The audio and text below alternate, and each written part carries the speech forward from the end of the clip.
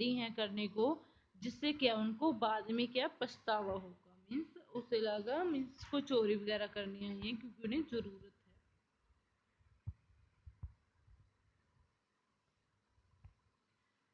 रे knows that his visitors are in need.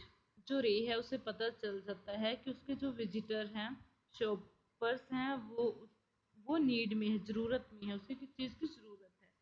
He accepts an old watch in exchange for a good sum of money. वो क्या करता है, उनकी जो ओल्ड वॉच, एक घड़ी होती है, ठीक है, हैंड रिस्ट वॉच होती है, तो वो वॉच ले लेता है काफी पैसे के बदले में। The message of peace and good will spread everywhere as the clock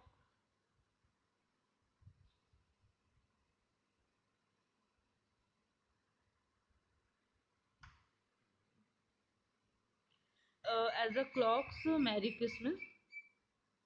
तो ये एक अच्छा पीस वाला, गुडविल वाला मैसेज फैल जाता है, स्प्रेड हो जाता है एवरीवेयर, क्योंकि एज अ क्रिसमस गिफ्ट समझ लो कि वो ज़रूरत में होती है। उसकी जो रिस्ट वॉच होती है इतनी महंगी नहीं होती, बट फिर भी उसे रुपए दे देता है जो रे उसकी मदद के लिए।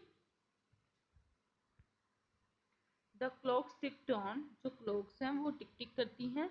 रे कामली wrote another message, have you come to pick up a clock और वॉच।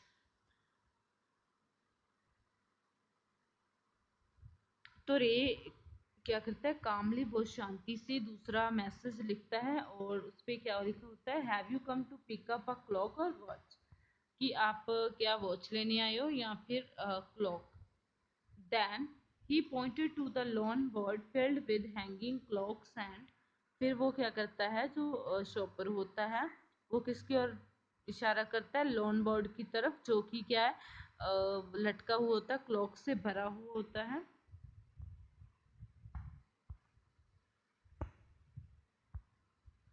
और उस पे क्या होती है, पॉकेट वॉचेस होती हैं। He was not a pawn broker. वो पॉन ब्रोकर नहीं है, मीन्स उधारी देने वाला नहीं था, but at the same time couldn't say no to the needy people who placed their old watches or clocks before him for anything they could get। But वो क्या है, मना नहीं करता था, कभी नो नहीं कहता था नीडी पीपल को, जिनको जरूरत होती थी, ऐसे लोगों को नो नहीं कहता था। वो जो कि क्या करते थे, who plays their old watches, जो अपनी पुरानी घड़ियां और जो क्लॉक्स होती थी दीवार घड़ी, वो उनके सामने रख देते कुछ भी लेने के लिए। He loaned more than he should.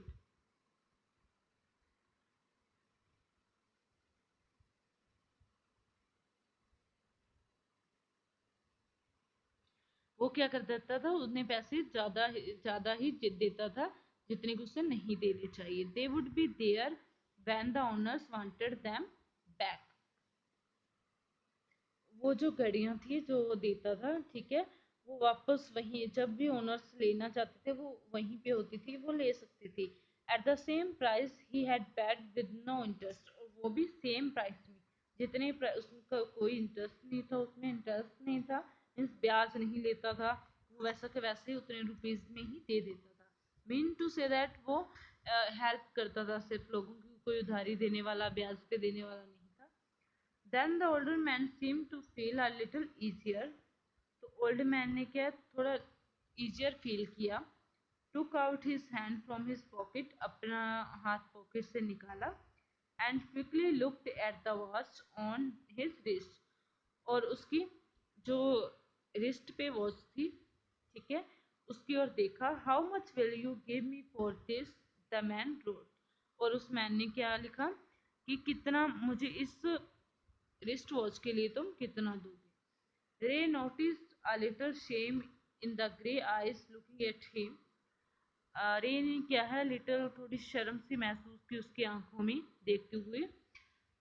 The watch was nothing special and yet had great powers. जो वॉच थी उसकी हैंड में वो स्पेशल नहीं थी, yet had great powers, but great powers थी उसकी उस टाइम की, बहुत कीमत थी।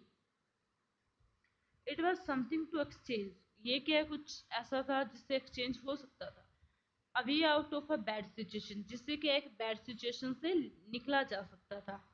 Knowing that great need had brought the man to his shop in the first place, Ray asked. ये जानते हुए, knowing that, ये जानते हुए कि जो बहुत बड़ी जरूरत जो उन्हें ले आई है, brought मतलब लाना, उस मैन को उसकी शॉप पे, तो ये सोचकर री क्या करता है, उनसे पूछता है, how much do you need for it, तुम्हें इसके बदले कितने की जरूरत है। The reply the reply came back on the notepad, और रिप्लाई आया नोटपैड पे, वट एवर इट्स वर्थ, जितनी इसकी कीमत है, जितना मतलब हो सकता है, जितनी इसकी कीमत है। रे reached into his cash box, रे क्या करता है, अपने कैश बॉक्स के पास पहुंचता है, pulled out a $50 note and passed it into the man's hand, और वहां से क्या $50 नोट निकालता है और इसे क्या है, किसको दे देता है, शॉपर को दे देता है, मैन को दे देता है। एज दिस शॉक हैंड्स, वो दोनों हाथ मिलाते हैं। Ray looked into the man's eyes, जो रे है उस मैन के आइज में देखता है। दे सीम टू से थैंक यू, ऐसा लगता है कि वो थैंक यू कहना चाहता है रे को।